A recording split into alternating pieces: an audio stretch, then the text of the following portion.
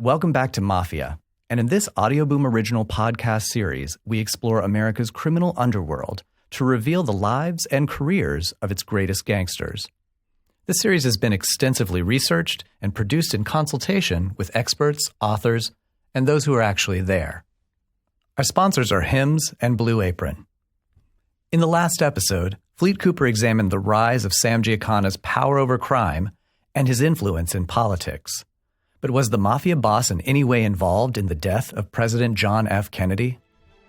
Sam Giancana helped get JFK elected president and made a secret deal with the CIA to assassinate Cuban leader Fidel Castro, expecting that in return, the authorities would turn a blind eye to his criminal activities.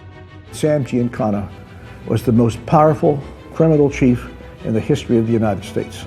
But Bobby Kennedy, as Attorney General, made it his mission to bring down organized crime. When I first saw Sam Giancana, I thought, there is the arrogance, the hatred, the violence, the viciousness that I've dedicated my career to fighting. Could Giancana, feeling betrayed by the Kennedys, have been behind the most infamous assassination in modern history?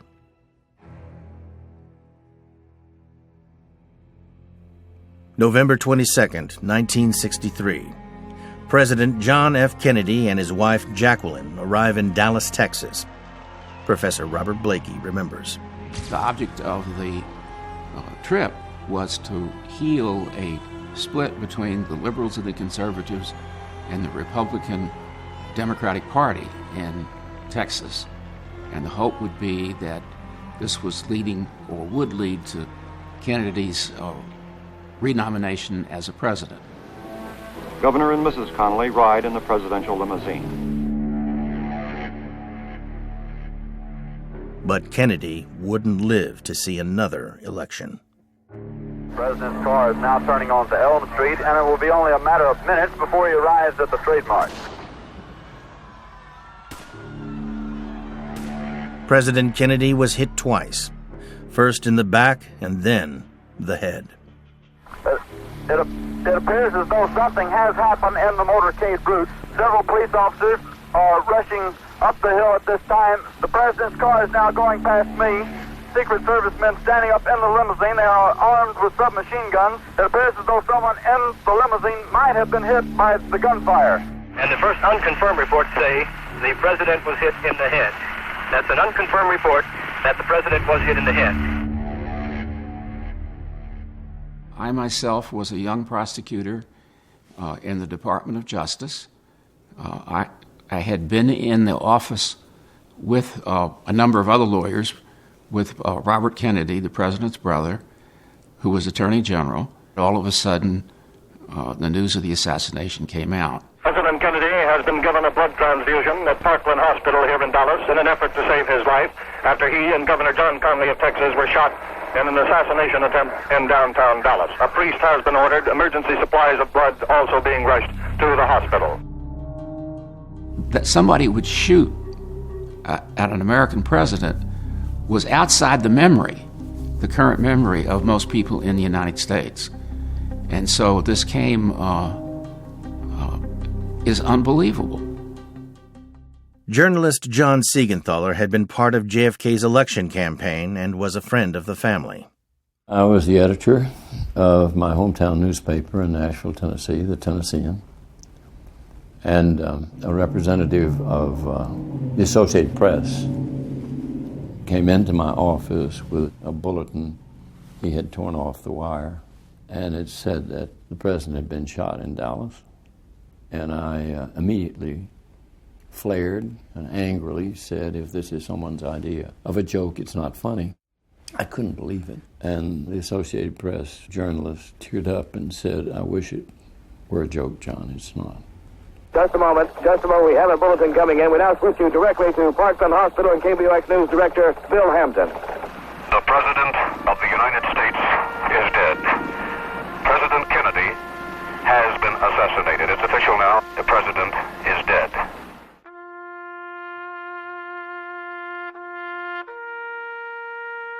The shots had been fired from the Texas School Book Depository. Robert Blakey. Dallas police almost immediately identified that Oswald, Lee Harvey Oswald, worked in the depository, and he had left the depository. And they began an effort to find him. And fairly soon somebody called in and said that they had seen him duck into the Texas Theater. And so they went to the Texas Theater, and they went down the aisles, and all of a sudden he stood up and made an effort to shoot one of the officers. Unsuccessful. They were able to arrest him and take him back to the police station for interrogation.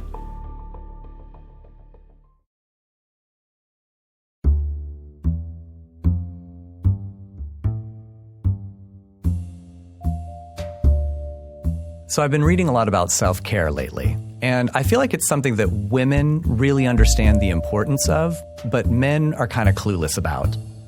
Luckily, we have Hims, a one-stop shop for hair loss, skincare, sexual wellness, and so much more for men. Did you know that 66% of men lose their hair by age 35? Thing is, when you start to notice hair loss, it's probably too late by then. Why do guys turn to weird solutions or do nothing when they can turn to medicine and science? I ask you, do you want a bald spot to pop up, or do you want to do something about it first? Do you want your hairline to recede, or do you want to do something about it first? I want to introduce you to Ben Hosley, our producer, and he can tell you a little bit more about Hims products. Yes, thank you, Jeremy. Yes, I have had the pleasure of using Hims products, and it's really actually worked for me as someone who is going through some male pattern baldness issues. And so, yeah, what I love about Hims is they offer medical-grade solutions, real licensed doctors, and well-known generic equivalents to name-brand prescriptions to help you keep your hair. It's not herbal supplements. It's prescription solutions backed by science. So I didn't have to wait in a doctor's office. You know, I didn't have to make an appointment and go to visit with my doctor. So I saved time by just going to forhims.com. It was super, super easy. And what you get is you get a whole kit of products that will help you keep your hair. So vitamins, shampoo, topical solution, as well as some pills, all together in one place, and will keep you looking young and healthy. So I really recommend this for any listeners out there starting to notice that they're having some hair loss. This product really works. Our listeners get a free trial of everything you need to keep your hair for just $5 today, right now, while supplies last. Just go to the website to get full details. This would cost hundreds if you went to the doctor or a pharmacy. Go to forhims.com/mafia. That's FORHIMS.com/mafia. forhims/mafia.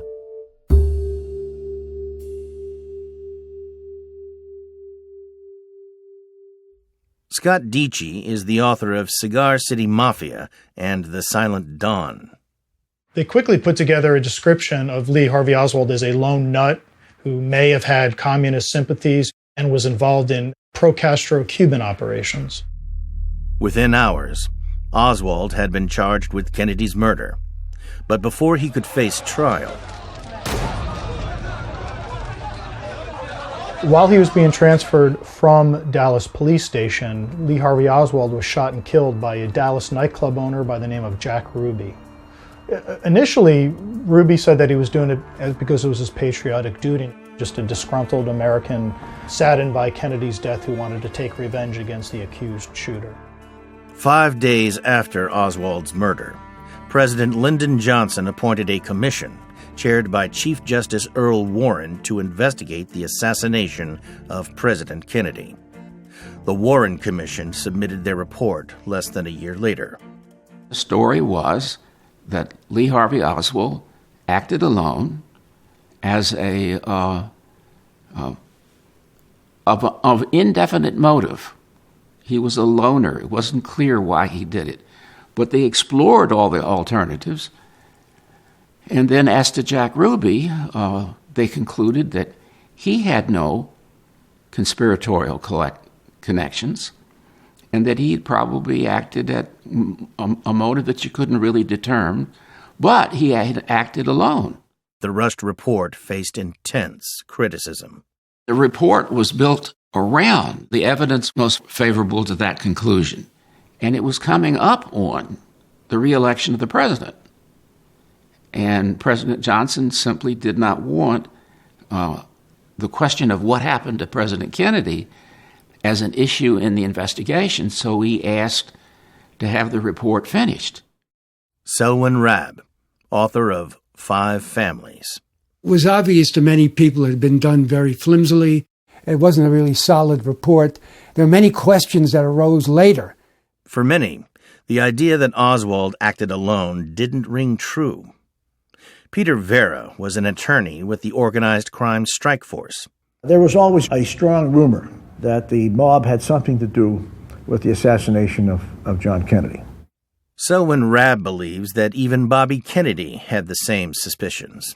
Some of his aides believed the way he acted after the Kennedy assassination that he harbored a suspicion that perhaps the Mafia had been involved in the death of his brother. And it's likely that one of the names at the top of Kennedy's list of suspects would have been his arch-enemy, Chicago mob boss Sam Giancana, for good reason. There were numerous bugs picked up by the FBI. One of them particularly was from Sam Giancana, who said, "We broke our balls trying to get him elected, and look what he does against us, that son of a bitch." So, could Giancana have masterminded the plot to kill JFK? Giancana was one of the individuals under FBI surveillance at the whole time. Giancana was under such intense surveillance, carloads of FBI agents would follow right on his back bumper. Everywhere he went, they went. There was an all-out campaign against Giancana, which made him very angry. But he wasn't the only mob boss with an axe to grind over the Kennedys. There was no question about the animosity that mob dons had for John F. Kennedy and for Bobby Kennedy. In 1976, 12 years after the Warren Commission, the House Select Committee on Assassinations was formed to take another look at John F. Kennedy's murder. Professor Robert Blakey was appointed as the committee's chief legal counsel, tasked with trying to get to the truth and address the rumors of mob involvement. I thought they didn't do it. The killing of Kennedy, of course, was not with a machine gun and guys dressed in black, and was not a gunning down. It was obviously a high-powered rifle from a depository killing Kennedy, and the person who did it had no immediate Mafia connections. He was an ex-Marine. But Blakey and his team soon began to spot gaping holes in the Warren Commission's report. The researchers began to read the footnotes and get into the evidence. It turned out that it was not as hard-clad as it might be in a conclusion. Then all of a sudden, all sorts of doubts began being raised. And as Blakey investigated further, he began to find numerous links between the gunman and the Mafia. Lee Harvey Oswald's uncle was a mob bookmaker with connections to powerful New Orleans Mafia boss Carlos Marcello. Just like Giancana, the Attorney General had relentlessly hounded Marcello's operations. Kennedy even tried to have him deported. An informant claimed that shortly before JFK's assassination, Marcello had said, "That little Bobby son of a bitch would be taken care of. If you want to kill a dog, you don't cut off the tail, you cut off the head." The informant even claimed that Marcello had set up a nut, some crazy guy, to take the heat, quote, "the way they do in Sicily." So, were Marcello's words coincidental bluster, or was Oswald the Mafia's nut? In the hours after the assassination, Oswald claimed he'd been set up. He denied any operation. He even said he was a patsy. But as the world awaited a public trial, he was taken out. To Blakey, this was a classic mafia tactic. The killing of Oswald on the way to the jail by someone, that has all the earmarks of an assassination of the assassin. If there are no witnesses, there cannot be any testimony and there cannot be any proof that there was a conspiracy. So kill the assassin and intermediate people. Now, that hallmark was there.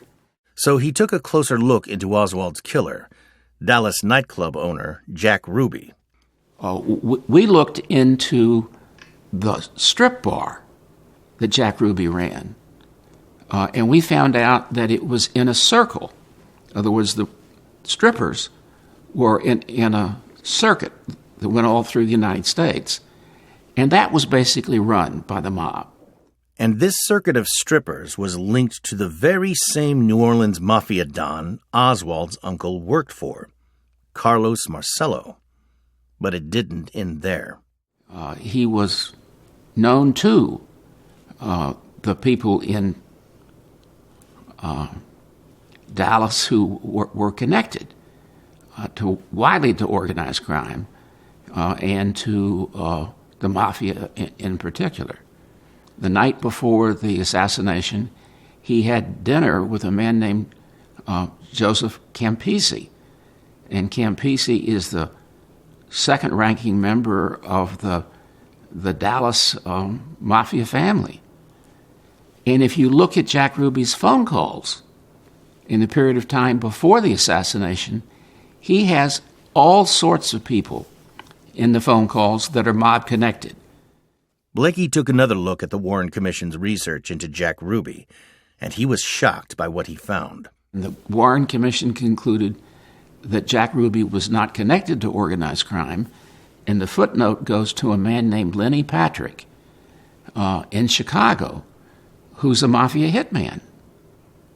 Why would you accept the testimony of a mafia hitman that Jack Ruby was not connected? In fact, when we looked into his background, he had been a wannabe in Chicago, had apparently been a runner for Al Capone at one point, and was told by no less than Lenny Patrick to leave Chicago, because at that time Sam Giancana was taking over the gambling operations.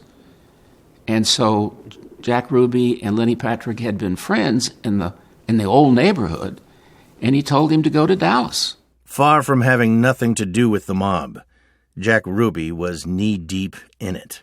If you take his connections and trace them out like a concentric circle, it looks like organized crime, in some sense, were responsible.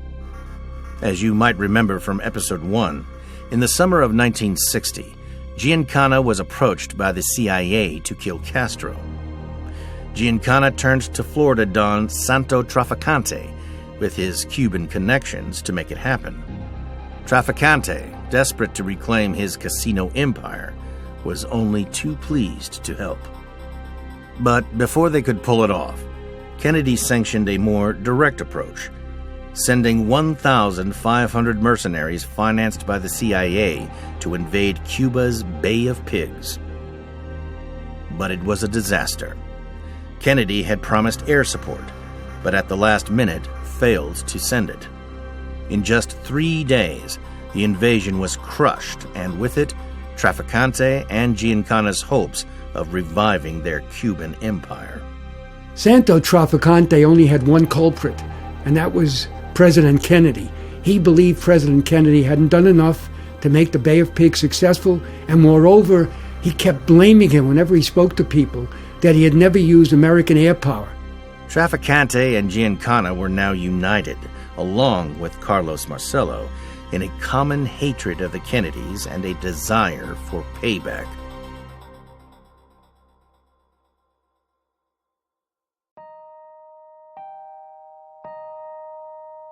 If you're like me, you'd probably heard of Blue Apron, but you just hadn't gotten around to trying it yet.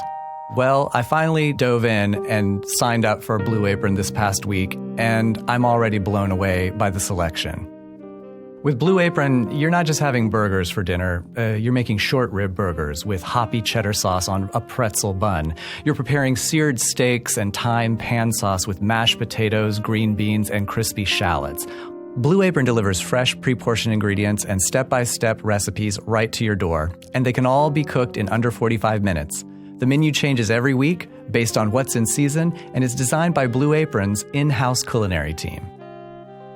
I really enjoyed the strip steaks with potatoes and spicy maple collard greens. I mean, I love steak, I love collard greens, but this was taking it to the next level.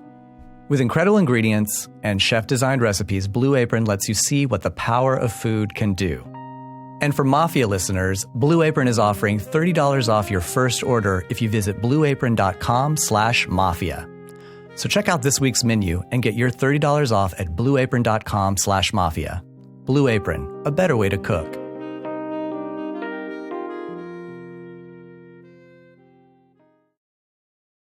As Robert Blakey's investigations continued, he increasingly believed they could have been involved in JFK's murder. I organized our investigations around the proposition that the mob didn't kill Kennedy. And I was wrong about that in terms of suspicion. They had the motive, opportunity, and means and discussed killing him. Whether they were responsible or not, they'd got exactly what they wanted. John Siegenthaler, journalist and close friend of Bobby Kennedy, recalls. I remember one of the first times I saw him in his office after President Kennedy's death. He was morose. He asked me how I thought he was doing, and I said, "You look like hell." I've read some authors who said that that dark period had to do with the sense that he in some way blamed himself. I never put credence in it. I think he was simply crushed. The loss really affected him deeply. Bobby Kennedy's tragic loss was the mob's gain. My impression was that that when John Kennedy died, certainly his brother's reaction to that adversely affected, for a time, everything he was about. He was immobilized by his grief. Just as Carlos Marcello had predicted, John Kennedy, the head, had been cut, and Bobby Kennedy, the tail, had stopped wagging. Attorney General Robert Kennedy will not have the power that he did. Within a year, the new president, Lyndon Johnson, had appointed a new attorney general. But Kennedy had inspired a generation of investigative lawyers who weren't about to give up the fight. David Shippers was one of them. Always there was a Sam Giancana hanging out there, the one guy that nobody seemed to be able to touch. All he had to do was surface once, and we'd be able to put him into a conspiracy of some kind. But Shippers and his colleagues had tried for years to get hard evidence against Giancana, without success. Whenever we'd sit down, we'd say, "Man, I wish there was some way we could get these guys. They'll never talk. You'll never get anybody inside in the Chicago outfit." They could do it in New York because there were 5 separate families. But in Chicago, no way could you get an agent inside. It was impossible. Finally, in 1964, Shippers thought he might have found a way to outmaneuver the elusive mob boss. First, he set up an investigative grand jury to question Giancana. Without the grand jury, we were dead in the water. We couldn't do a thing because we had no personal subpoena power. It was a grand jury that had the subpoena power. Grand jury, it's a peculiar institution in the United States. No other country has such an operation. And what it is there's a part of our Constitution that if a person is going to be charged with a felony, the grand jury, 23 persons, must vote on returning that felony. Now, returning that charge. But it doesn't just hear information from an agent. It has the investigative power to bring in persons who can tell them about a crime, persons who are involved in the crime. And there's no way to stop being subpoenaed. If you're subpoenaed to the grand jury, you got no choice. You got to show up. You may take the Fifth Amendment, but you're going to get dragged in there. Next, shippers needed to find some way to stop Giancana hiding behind the Fifth Amendment, as he'd done when questioned by Bobby Kennedy during the McClellan hearings. Will you tell us anything about any of your operations, or you just giggle every time I ask you a question? I decline to answer because I honestly believe my answer might tend to incriminate me. I thought only little girls giggled, Mr. Giancana. Giancana had asserted his right to remain silent, so as not to incriminate himself, more than 30 times. No person shall be a witness against himself, okay, the Fifth Amendment. Now, if you can't be a witness against yourself, in other words, if what you're saying can never be used against you, then the Fifth Amendment doesn't apply. That's where the use of immunity came in. The plan was to grant Giancana immunity from prosecution. While it sounds like a dream come true for Giancana, in fact, it would force him to answer shippers' questions in front of the grand jury. If he refused, he'd be in contempt of court and thrown into jail. Now, in those days, immunity was a rare thing. The last time immunity had been used in the sense that we used it was back in the colonial times. Granting immunity to a top mafia boss was going to be a hard sell. The U.S. attorney looked at me and he said, "Are you nuts? Are you crazy? They're going to say you're on the take, that it cost them $100,000 to get them immunity." And then I said, "I think we can do this." He says, "Well, what if he talks?" I said, "Are you nuts? If he talks, we're going to have the biggest cases we've ever had. We'll break the whole stupid mafia." Finally, I convinced the U.S. attorney. The next step was to win over Bobby Kennedy's successor. They set it up for us to go out and meet with the Attorney General, who was Nick Katzenbach at the time. The U.S. attorney and I, only us, we walked into the Attorney General's office.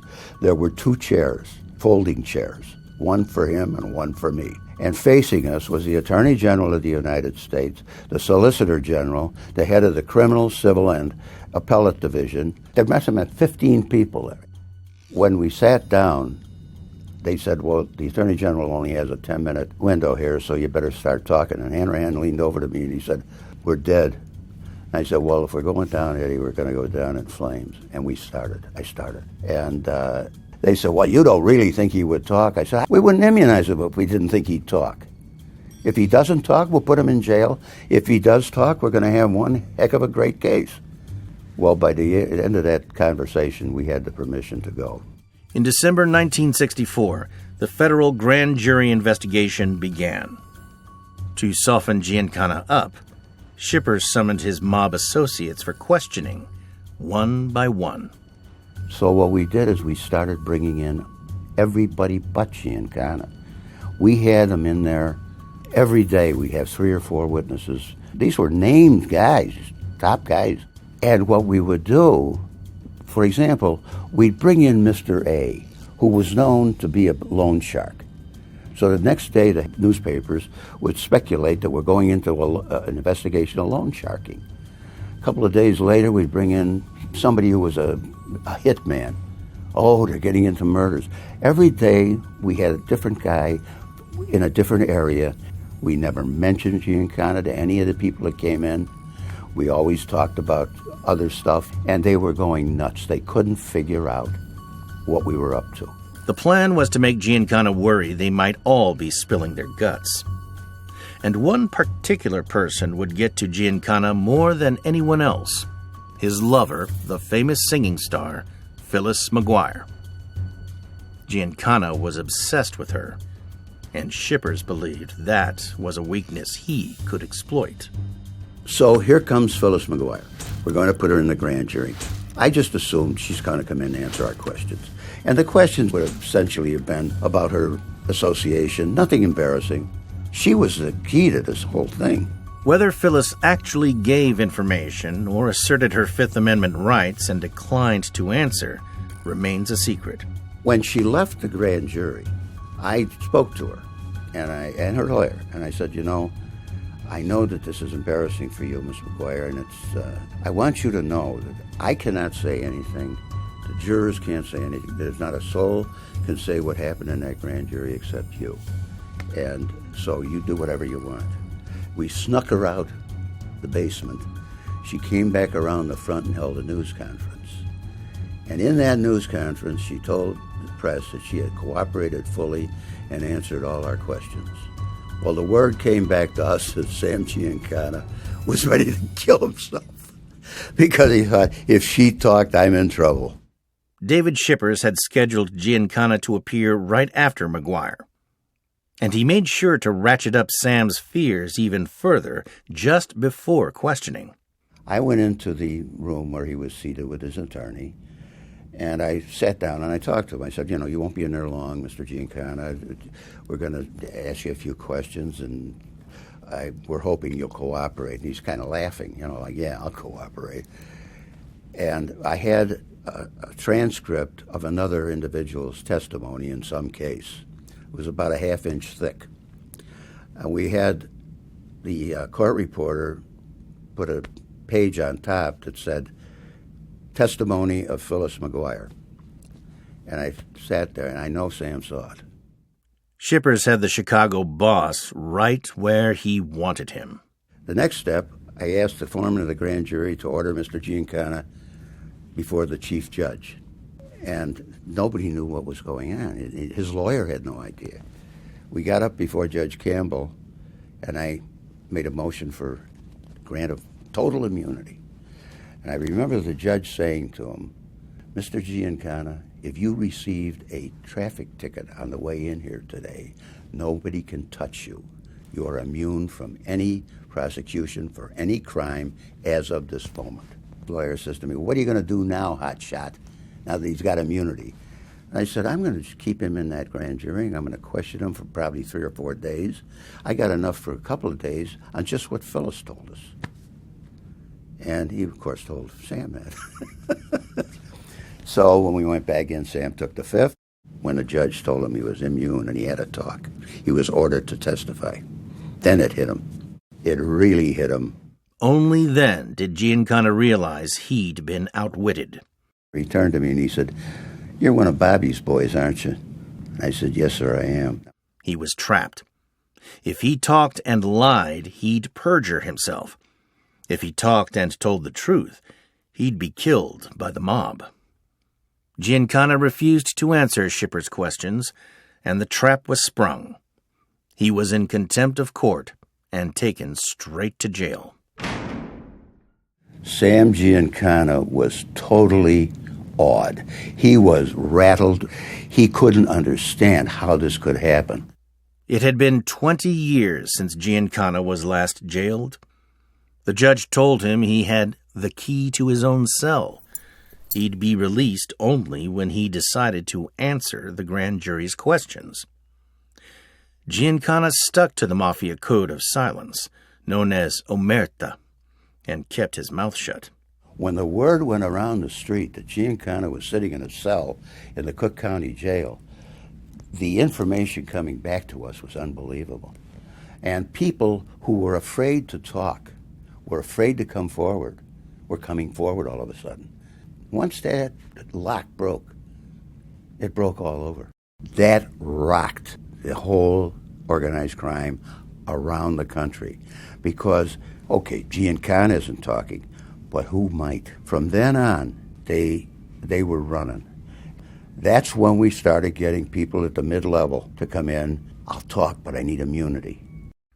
For the first time, the wall of silence that surrounded the outfit began to crumble. We used every method we could. We did it right, but we did it with imagination. And that's what they couldn't handle. I think the final demise of the mob, as far as it has demised, came out of that immunity. Giancana could only be held in jail until the grand jury folded a year later. But Shippers and his colleagues had dealt a severe blow to Giancana and the outfit. On the night Giancana was released, in May 1966, there was a party at his home in Oak Park. But senior mobsters weren't celebrating. The outfit, Old Guard, had had enough of Mo Giancana bringing the heat, of his high-profile lifestyle and his volatile temper. It was bad for business. Giancana was stripped of his rank as boss and thrown out of Chicago. I think the jail experience kind of like broke him, and he was like exposed. If that happened to him again, would they think he talked? Would they think he wasn't called back because he talked? And in Chicago, the outfit doesn't give you a trial, so you have to be above suspicion. And the best way he's totally out of it is basically to retire. And he did. He had enough money, he went to Mexico. He left the U.S. and went into exile in Cuernavaca, Mexico. By the early 70s, Giancana led a largely quiet and wealthy life. But back in the States, rumors of the CIA's dealings with the mob and conspiracy theories about JFK's assassination were gaining traction. And Giancana was wanted for questioning. In July 1974, Giancana was snatched from his home by Mexican immigration authorities and deported back to the United States as an undesirable. The Mexicans threw him out. It was an embarrassment to them that he was hiding and basically hiding. At the time, Chicago's strike force against organized crime was led by Peter Vera. He came back, and the Department of Justice alerted me he was coming back, and they said, "Get this guy." So I'm on my way. I'm on my way. As soon as he comes across the border, we're going to hit him with a grand jury subpoena. And that set the stage. Vera had a long list of questions targeting Giancana's illicit activities. I believe that someplace along the line we would have gotten to the Kennedy assassination. There was always a strong rumor, some felt more than others, that the mob had something to do with the assassination of John Kennedy. And we would have probably followed that up. We would have followed it up, getting some information and taking a run at that. Giancana was subpoenaed to appear before a Senate committee on illegal CIA operations on June 24, 1975. The world waited to see if the truth about the plot to kill Castro, maybe even the assassination of JFK, would come out. But Sam Giancana never made it. Giancana was cooking. It was late at night. He was cooking himself a snack in his suburban home. He admitted somebody to the house. We don't know who. Apparently, he trusted them because he turned his back to them, and they shot him in the back of the head. Giancana was turned over where he lay and shot a further 6 times. Sam Giancana, the once all-powerful Mafia Don, had been silenced. His death was just as controversial as his life, sparking more conspiracy theories that maybe he'd been taken out by the CIA. But Peter Vera is in no doubt. It had all the hallmarks of a mob hit. It seemed that someone inside the mob, most likely someone Giancana knew and trusted, was determined to ensure his silence. But who? In 1975, following Giancana's death, an FBI bug picked up a possible clue. Florida mob boss Santo Trafficante was heard telling Carlos Marcello that now there were only 2 people alive who knew who killed Kennedy. And he said, "They ain't talking." So, were Trafficante, Marcello, and Sam Giancana behind the assassination of the century? We'll never know for sure. What is certain is that they all had a powerful motive, and the means to do it. They had seen the mob grow from small-time criminal outfits to an organization that reached right into the heart of the U.S. government. They had ruled during the heyday of the American Mafia, when gangsters like Giancana had a glamorous image and hung out with Hollywood's biggest names. But in the years that followed, the celebrities began to shun any mob connection. These men, people realized, were simply criminals and cold-hearted killers. Never again would a mafia boss be so closely associated with the bright stars of show business or the dark underbelly of politics. In the next episode, we'll explore the story of the man who put the organized into organized crime. Once in every generation comes along a dynamic criminal genius mind. A ruthless visionary who transformed warring street gangs into a highly sophisticated criminal empire. Lucky Luciano is a quintessential American. Using his cunning and his intelligence, rises to a position of fantastic power and wealth. One man changed the whole texture and landscape of crime in America. There's no question that Luciano invented the modern mafia. This has been an Audio Boom original. Thanks again to our sponsors, Hims and Blue Apron, for their support. Please rate, review, and subscribe on Apple Podcasts or wherever you listen to your favorite shows.